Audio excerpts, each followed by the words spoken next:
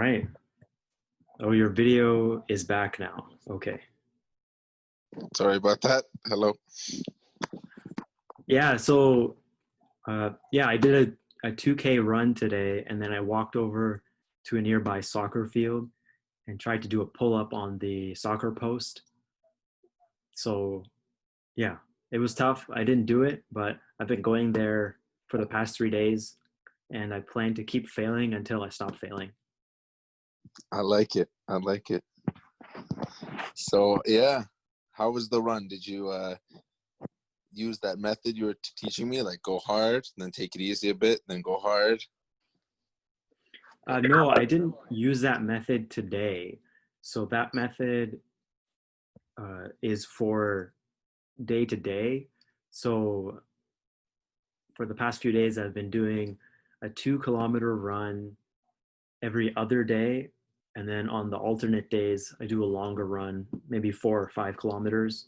So in that way, I'm planning to go maybe 2K, 5K, 2K, 5K, 2K, and then maybe do a 10 and then come back to 2 and then 5. Wow, that's impressive.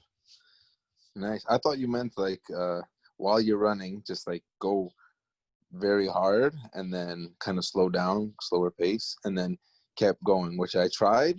But now that you explain it the other way, that makes more sense. Well, so I do take breaks while running. So today I ran 1 kilometer, then I took a 1 minute walking break and then ran the next kilometer. And on longer run days, I do the same thing, or I do timed runs where I will run for 5 minutes, walk for 1 minute, and call that a set, and then repeat that 10 times. That will make 1 hour. Very nice. Yeah, so you do what works for you. I know some people like to do pyramids, which is, for example, you run, let's say you run 500 meters, take a break, run a kilometer, take a break, and keep doubling it until you get to maybe 8, and then go back down.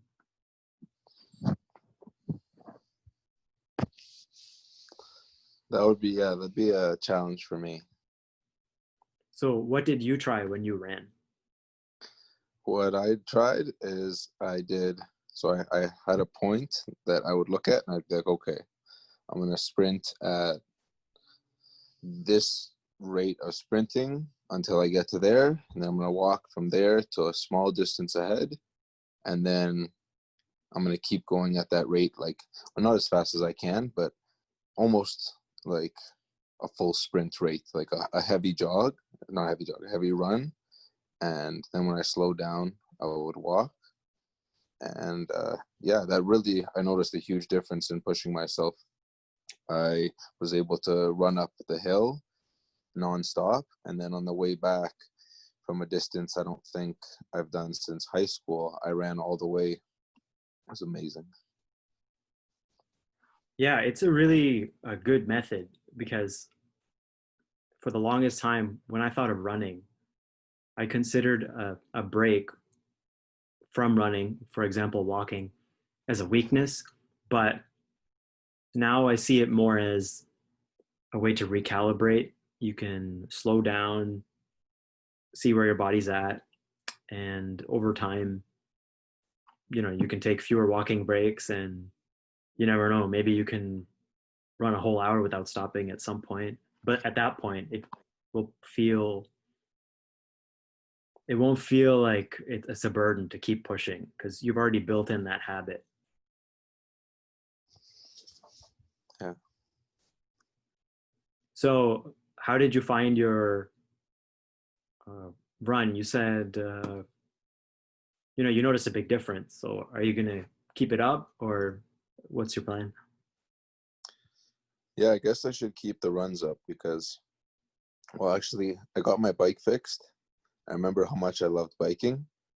I like going a far distance too. So I like kind of seeing a lot in a short amount of time. So it's nice to go back on my bike, but I also went back to the gym, and it wasn't the experience that I was hoping for. It was very different with the COVID going on. So I think I'm going to wait to go back to the gym. So yeah, I should alternate between biking and running. Yeah, I have a bike too, and I've gone on 2 bike rides. I have a road bike. It's a Louis Garneau City 2 or something like that. But the tire keeps losing air, so I think I have to take out the tube and inspect it and maybe tape it up or patch it. So Yeah, I got to man. look into that. Yeah, you can buy a kit for, I wouldn't think more than 50. I'm thinking more around the 20 range. Comes with some sandpaper, patch, and there might be glue or something. And then that lasts for quite some time, or you could get a new tube for probably around the same price too. Oh, okay. Yeah, that's a good idea. I'll look into getting the tube or the kit. I've never replaced a tube, but I've seen a YouTube video where someone does that, and I think it looks pretty simple. It's just going to be a lot of hands-on work and take time, but seems pretty straightforward. Yeah, at first when I did it, I think my father showed me, so I wasn't as nervous, but still nervous because I had to do it by myself and I didn't really pay attention. So there's these pieces that you hook onto the tire, usually like a blue little hook. You take the tire off, you see the tube, and the main thing that, like from videos or anything with it, the main thing is that when you put the tube back in, the tire has to be squeezed where the tube is inside. So when it's back on the metal part, the rim, I guess, it doesn't pinch it, because pinching it is usually what pops it. Okay, so you gotta squeeze the tire in back into the rim without squeezing the tube. Exactly. The tube can't be overlapping even the slightest bit. You have to be very thorough, go around the whole tire and rim, make sure nothing is sticking out even just a little bit. Okay, well that's cool. So what was your gym experience like? Um, there was no lockers to put my bag in, and luckily the change rooms were open because I didn't change. And rolled up to the gym listening to Run the Jewels one, and, and then I was like, wow, yeah, this is wow, yeah, it's like having a coffee and getting punched in the face. So then I went inside, I started working out, did all the leg exercises I wanted to do, and then kind of got going very quickly because yeah, I'm able to, I guess, do better leg exercises without like being in a still position and moving my legs up and down, or in a squat with some weight. So yeah, I will have to go on more bike rides and runs. I have to really try for those runs. Whenever I'm gonna do a bike ride, I have to say, okay, today's switch. I go on either the shorter run, longer run, and do that. Yeah. Okay, so yeah, it sounds like a plan. One thing I'm planning to do, which I haven't done yet, is replacing mm, part of my walking break with some exercises. So let's say I take a minute walking break. So instead of a minute, I might take a 45-second walking break and then spend the extra 15 seconds maybe like doing as many squats as possible. Nice. That sounds like a good idea. Yeah. Work different muscles, still keep the blood flowing. And then when you get back to running, it feels as if like your those muscles probably are gonna get stretched out. So it's like kind of a restart. That's good, yeah.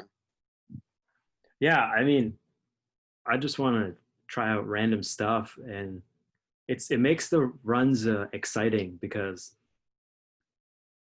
throwing in some variability in the exercise as a whole, like a workout, keeps it interesting, because otherwise it gets really boring because you just think, okay, I got another 2K today.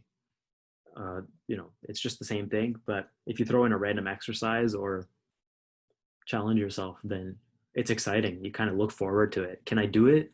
How many can I do? I like that. Yeah. Yeah.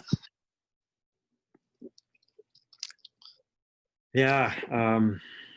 But yeah, aside from working out, I have just been keeping busy uh, for the last 1 or 2 months. I think just the last 2 months. So for the month of July and the month of June, I wrote up a blog post about some stuff I bought in the month.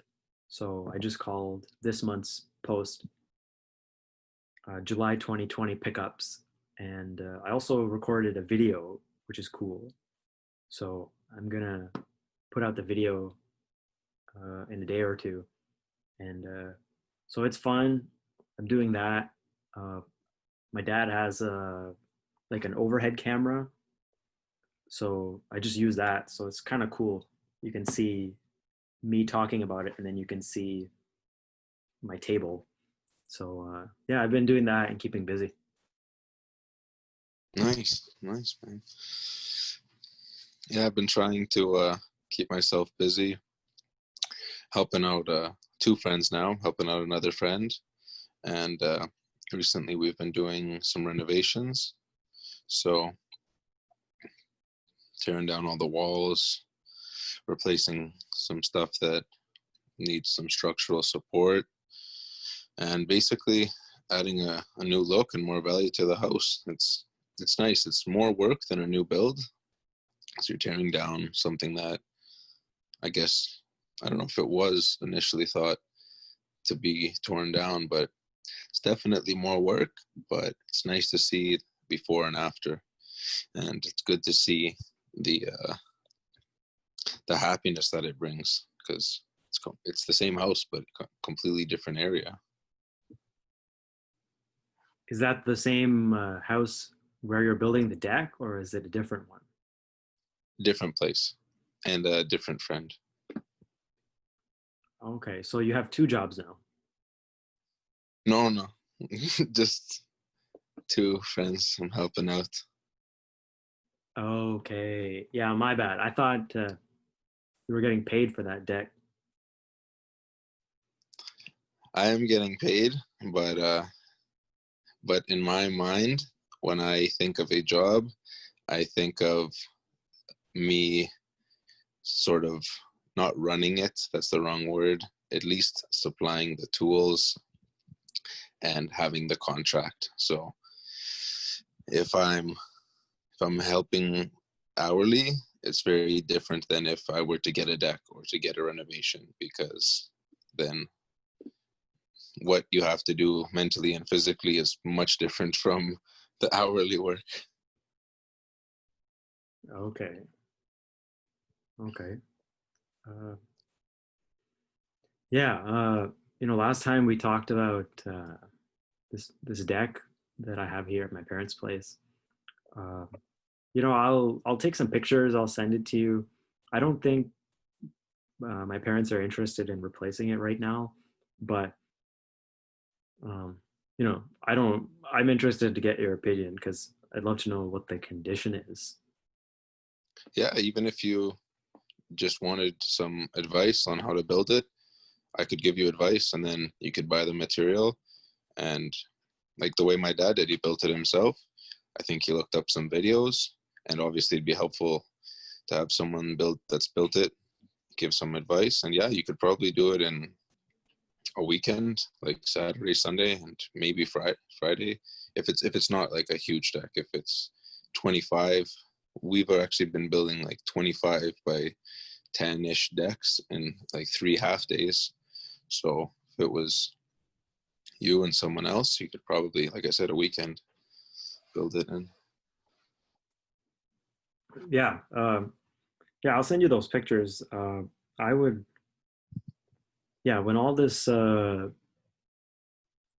whenever we meet up, I'd love to learn how to build anything, like even like a small thing, because I have no hands-on experience with wood, and you do. So that would be cool if you want to give like a day lesson on basic stuff. Well, yeah, I'd love to actually help you out with it if you were to get the materials and then you send some pictures and everything. Yeah, I'd love to give you a hand on building it. Okay, yeah, let's see what happens. Yeah, it's nice. It's a fun project, and then also it's nice to have a new deck and a new area to be outside in. Yeah, yeah. So yeah, that's going on, and then we're almost in August now. So yeah, so I just saw in the news today that Toronto, Peel, and somewhere else in Ontario is going into stage three on Friday. But it sounds like you were already in stage three, so you must not be in the Toronto region. Yeah, I guess they don't want to classify us as the GTA yet, but that's just the government classifications. That's not Georgia's classifications. But yeah, Okay, yeah. they're reopening everything. Yeah, yeah, that'll be good. Yeah, it's not. Yeah, it's not right. Yeah, even at the gym, like it was very strange. Like everyone was lined up, certain amount of people. You have to book a time slot, and it's usually just a in and out kind of thing. Yeah. Um, yeah, I don't know. I haven't gone to the gym for a long time. So right now, I'm trying to just make use of whatever I have. So I'm thinking about, buying or not buying necessarily, but getting my hands on like an old tire and then just trying to throw it around on the soccer field. Nice. So yeah. Actually, So go ahead. I recommend. I haven't been using mine, which I'm actually a little ashamed of, but just one of these, and the grip is here. Roll it back and forth on the floor, and I haven't done it in forever, but that is like a great, I guess, everything but leg workout. It's way more than it looks like. If you were to do 20, you would feel it very much the next day. Yeah, I've used one of those, and what I've done is you do like an ab stretch out. You start with it right close to you, and you try to balance on it and push it as far as you can with your foot, while keeping your feet on the balls of your feet together. And man, that is basically impossible. I don't know if I've ever been able to roll it back. Yeah, I've never done it while on my feet. I always have to be on my knees because I actually searched it up and there was only a video of one person that was able to do it on his knees. And I think like the most famous, I don't know about biggest, but one of the famous bodybuilders. And I couldn't find anyone else do it on their feet. So that's wow. Wow. Yeah, yeah. I don't think I've ever gone fully outstretched and back. But yeah, that thing is really tough. Um, I don't have that, but what I do have, let's see. Well, actually, what one great exercise is just trying to walk on all fours. You just kind of crawl. It's not really a crawl, but I don't know what to call it. But you're basically on your palms and your feet, and you're just moving forward, kind of like Spider-Man. Okay. Okay. Yeah. So yeah, I do that. I go forward maybe like 15 meters, then go backwards and do that a couple of times.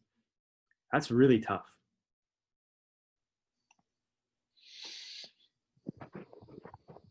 I haven't tried that. I have to give that a try. That'll try out. Okay. Yeah, I mean, let's see. Aside from all that stuff, we always end up going back to exercises or working out. Isn't that weird? My fault. No, no, it's fine. It's just weird. It's not a bad thing. But let's see. Oh, so yeah, I don't know, man. What else is going on? What else is going on?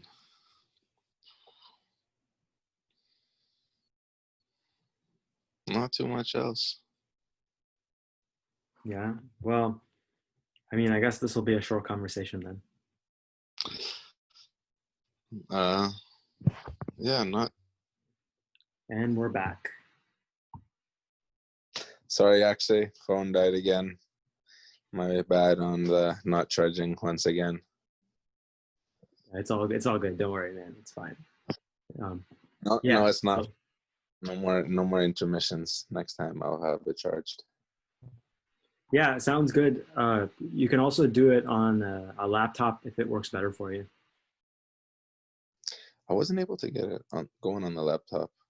I should try next time. Yeah, I'll help you out.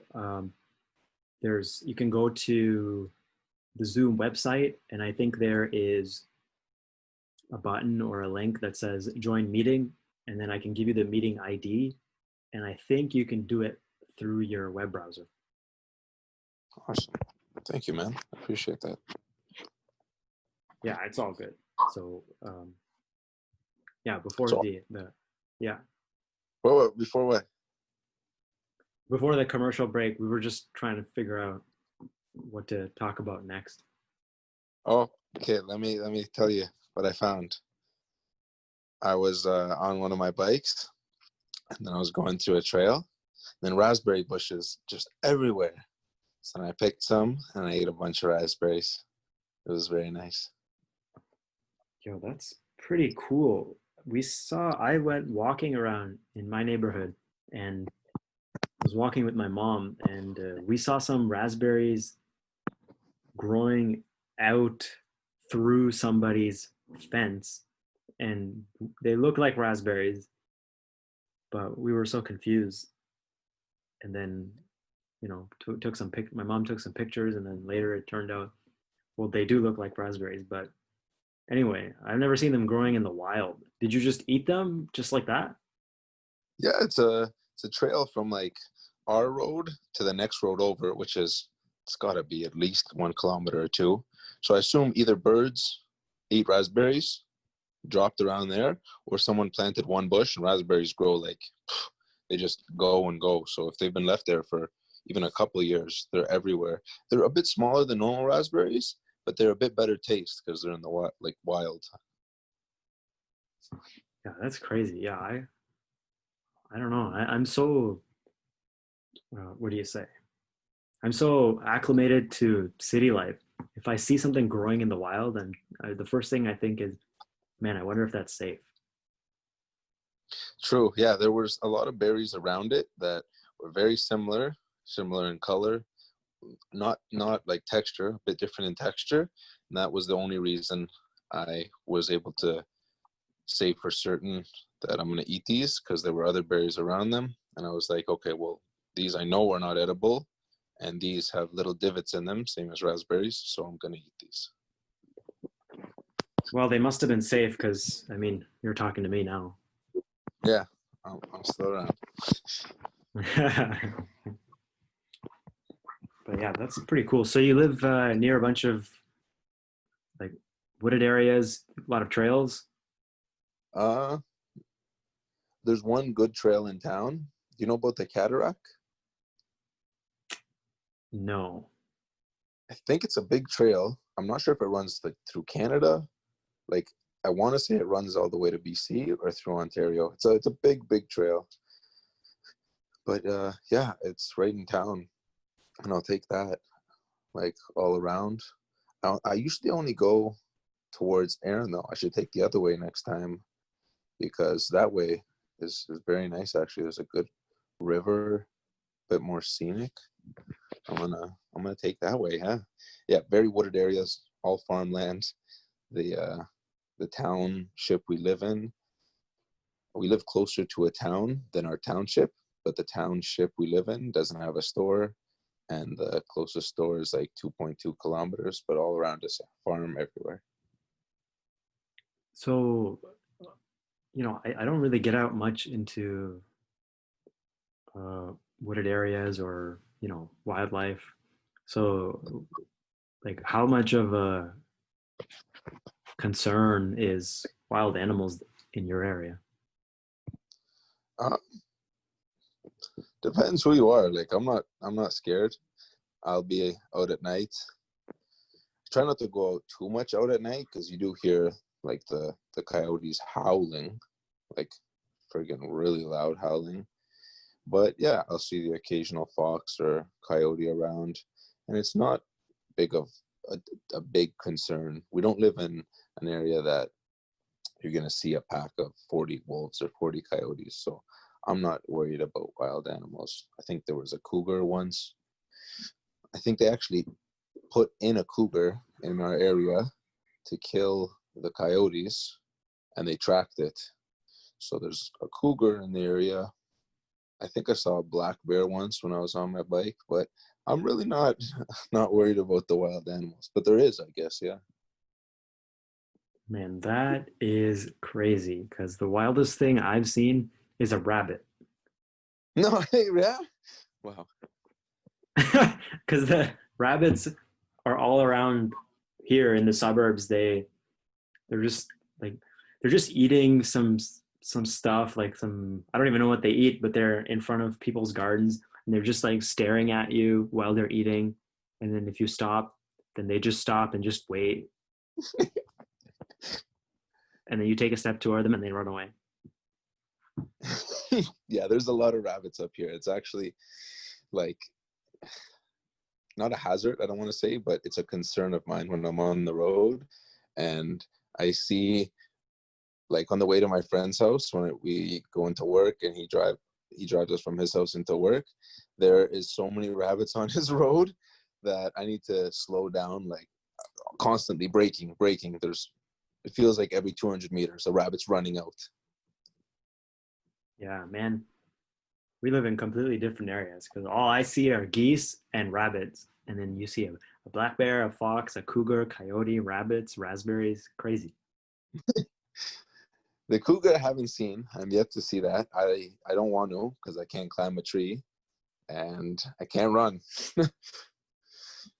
Okay. Well, I mean, you're doing all these running workouts. That's what you're doing it for. That's it. That's it. If I can outrun the cougar, then that's that's a story and a half. Yeah, I'm not saying you can. You're probably going to get eaten, but you have put in some practice. Yeah, definitely. Even seeing the black bear, I didn't get too close because I knew there's no climbing trees and there's no running or biking away. With the foxes and coyotes, they kind of run the other way, and raccoons you'll see all the time as well. Porcupines.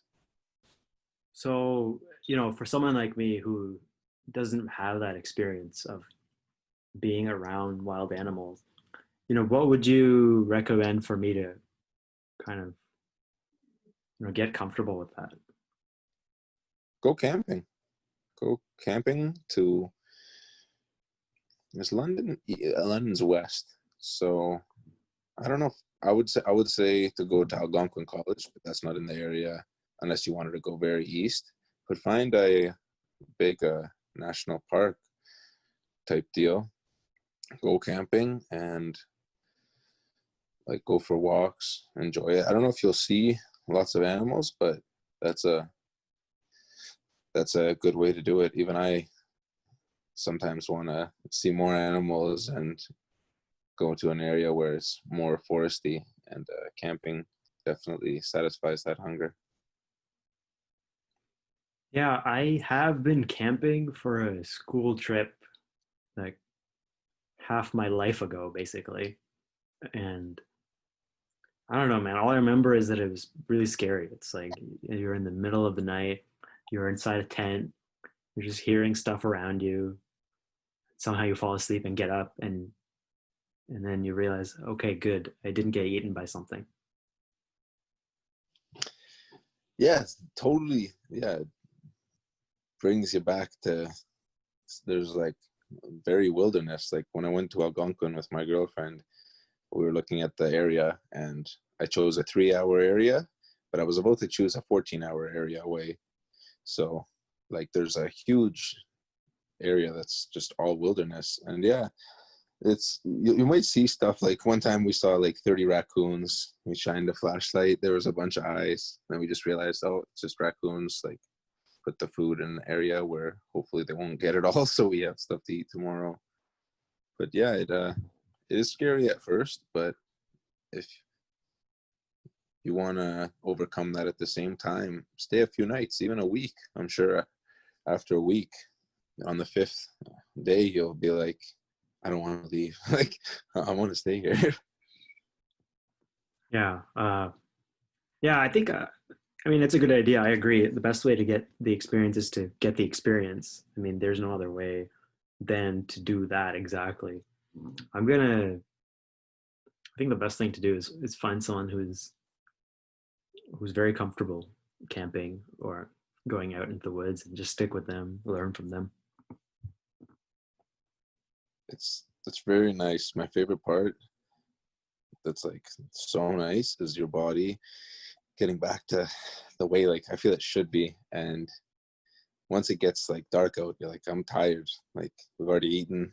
There's nothing to do. Let's go to bed. And then when the sun gets up at whenever it gets up, you're like, it's so bright. You're outside. It's coming through the trees. You have to wake up. And I've heard it called like resetting your body's clock.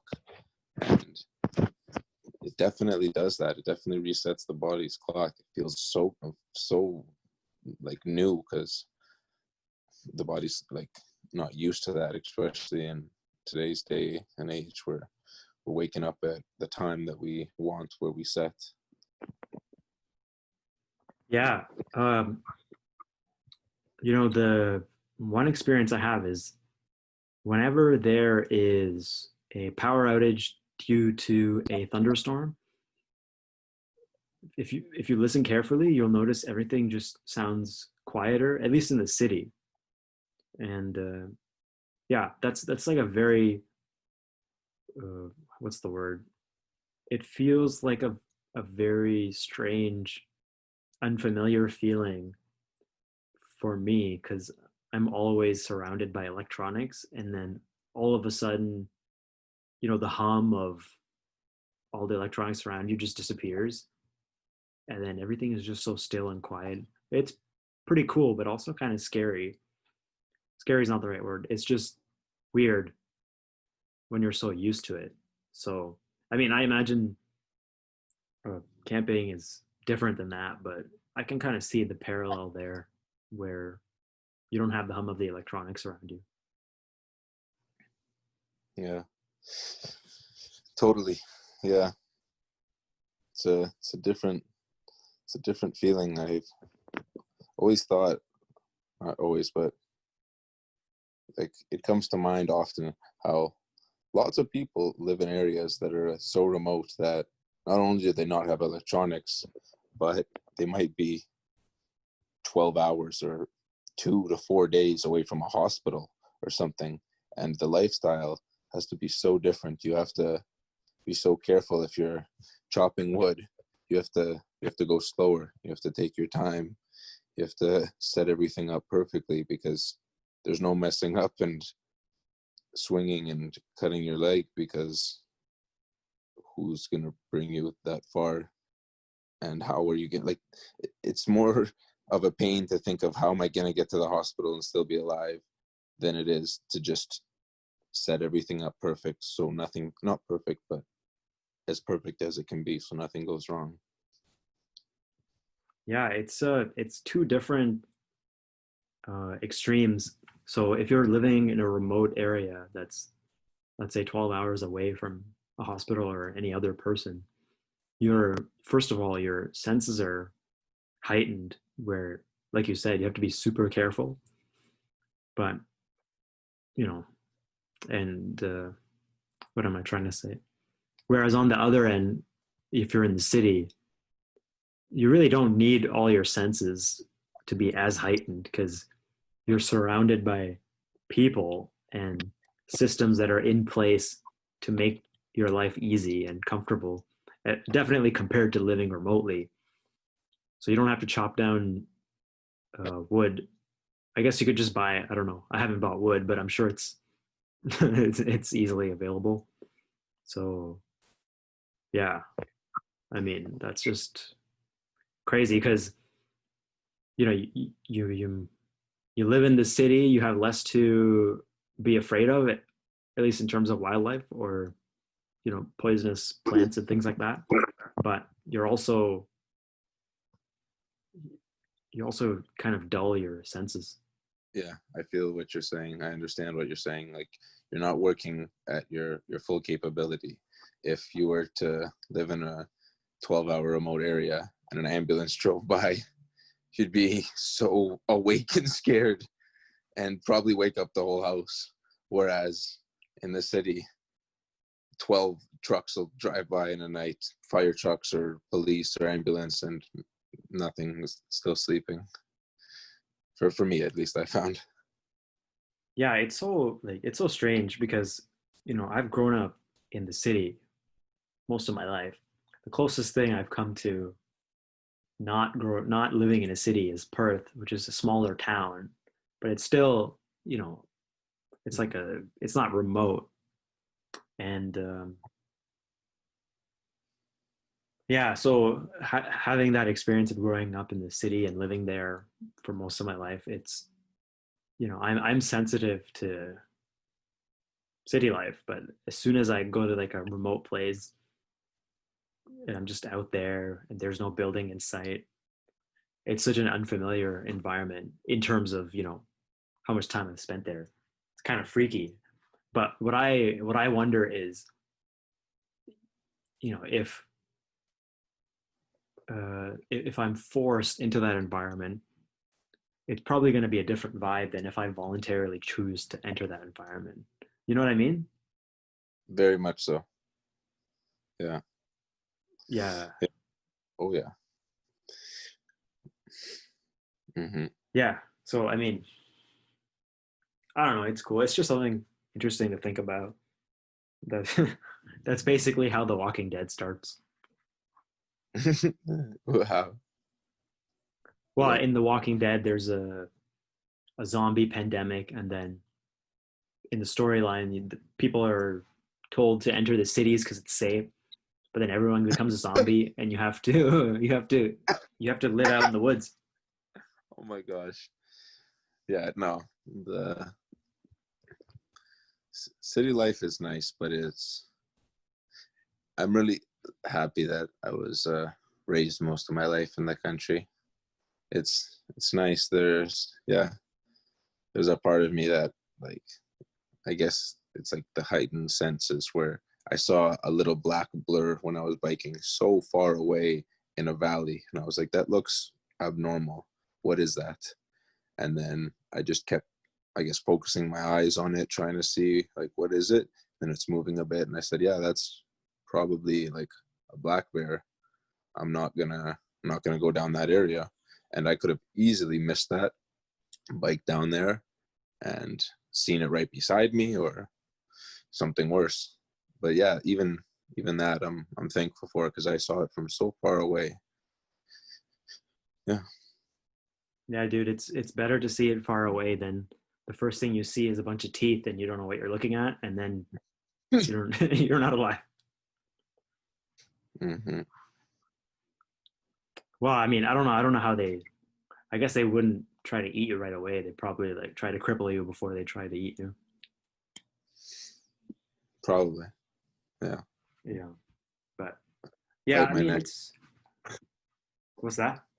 I have to bite my neck because, like, I'd fight even a bear. If a bear was coming at me, I'd gouge out some eyes, or I'd friggin' hit its nose or pick up a rock or something. I always think that, like, when I'm out riding, how, like, I tell myself as if it's gonna happen, which is bad, but it trains me for it. It's like, okay, one day a coyote is gonna attack me. And what I'm gonna do is I'm gonna go like this. It's gonna bite my arm. It's gonna have a good grip on me, trying to eat me, and then I'm gonna have to, like, do one of these, just to survive. And it gets off me, and then I run. And yeah, Nah, that's dude. bad I think thinking. you don't have. I don't think you have a chance. Yeah, right. I totally got one coyote, no problem. I might not even have to do that. I might just have to, like, smack it on the ground or something. There's some big coyotes, but one coyote, no problem. If there's a pack of 20, different story. But I've heard they always travel in packs. I've heard so too. I've seen more coyotes, lone coyotes, than in packs. So telling you from my factual experience, definitely a lone type of animal. If they travel in packs, it must be in fields, like big 1,000-acre farm fields at night. And I don't think many people are just going in the middle of the farm field at 12 at night, or at least I hope not. Yeah, but what if that lone coyote is there to draw you into a false sense of security, and then you gouge its eye out, and then you get up, and then you're surrounded by 10 of them, and then what are you gonna do except die? Pick up the nearest rock and just start smashing. If I gotta walk back home limping, at least I made it, and then I'm not 12 hours from a hospital. All right. Well, I mean, if you successfully fight off 11 coyotes, that's great, but I do not recommend you try to find out if it's possible. Actually, why do you think I go on these runs and these bike rides? I gotta one day have that scar and then tell my children, the coyote bit my arm and I got away. All right. Well, anyway, this will be the recorded proof that you wanted to fight coyotes when they find your body in the woods.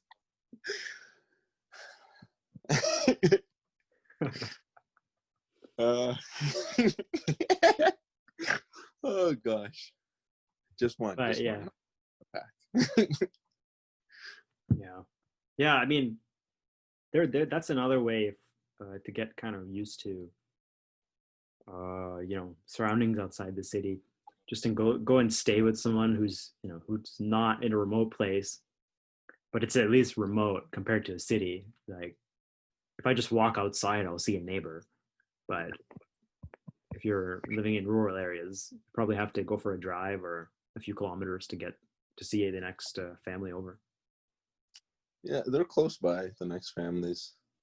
It's different in the city because everyone is close by because people want to be close by. And in the city, people have their own property with a certain space because they want that 6 feet distance, or that little space that they want, which is the life that whoever is in whatever area is chosen. So yeah. Yeah, dude. I mean, it's I don't know. I think I'm only fascinated by it because I haven't lived like that. So, I mean, I don't know. It's freaky to think about seeing a bear because I've never seen a bear, but you've seen bears or a bear at least, so you know how to spot one from far away and stay safe. Yeah, luckily there was no grizzlies in this area. There's only black bears. Grizzlies, there would be no chance of anything. A black bear might be like the same weight as me, but obviously more tools for the wild, teeth and claws. But grizzly, there'd be like no chance. And I've seen a grizzly in Greece. They're huge. They're absolutely like enormous. Wow, I didn't know there were grizzly bears in Greece. I guess were they grizzly bears or greasely bears? That- Ah, uh, yeah. uh, You know me. I gotta throw that in there. I like that. I like that. But seriously though, I thought grizzly bears were just in cold areas, like frozen areas. Wait, No, I'm thinking of polar bears. Never mind. yeah. Grizzly bears, I think, are in most like probably unpopulated or very low populated, like wooded areas. Mm. Yeah, but dude, if you know, um, I may be inexperienced with wild animals, but I could outride you on the bus any day, bro. I know all about the transfer game. You gotta step in on the bus, put that bus ticket in. If that's not available, you put in 275, ask for a transfer, get off the bus. You got an hour and a half to catch the next bus. Then you get on the next bus, and then if you're really good, you just kind of hide the numbers so you can get an extra half an hour out of it. Or the bus driver's just like, it's fine, get up. Nice, nice. Yeah, I do not know nothing about that. I'd be lost. I'd be very, very lost. People would see it in my face too. It'd be bad. I might get robbed. Huh? Is that something that you think would happen? That if you started Country living in the folk, city, you would definitely get robbed? as a country folk myself, yeah, it's scary. I don't want to take the bus and something happened to me because anything could happen on the bus. There's people everywhere. Like Whoa. seriously, but yeah, but But like but is saying it that joke a very seriously. but is that a serious concern among people who live in the country? Uh, Probably if I'm thinking it, I'm sure a vast majority of people think it. Wow, that's so fascinating because I've been taking the bus since I was 14 and I feel so comfortable on the bus. It's yeah, I mean I've never been robbed, but I came across these two guys one time that were pretty suspicious and they were trying to trade they were trying to buy a bus ticket off of me, but they were giving me like $1.10 and then asking me to give them a bus ticket. Or no, they were asking for two bus tickets, which ends up being, I think it was at least $5. But they just looked so suspicious. I was like, sure, it sounds like a good deal. I just gave them the two bus tickets and kept walking away. Damn, smart move. But yeah, that is weird. It's a good move. That's Yeah. that's weird. Yeah, like everything about the bus that's kind of scare me. Subway too. Go from one station to another. You're like underground in a dark area, and like feels like friggin' you don't know where you're gonna come out. And then sometimes you just turn the wrong end, and then you're just at a dead end, and someone was following you. And you turn around, and they're just looking at you, and then they turn around. Or sometimes they don't turn around. They're just like they just like look at you weird, and they like kind of get upset because they were just following you and you went the wrong way, and then they went the wrong way too, so they're just like pissed off that now they're at a dead end, and then you both have to go find where the freaking light is to go out of the subway. Man, my fear of walking in the woods alone is your fear of going in the subway with people. It's so funny. Yeah.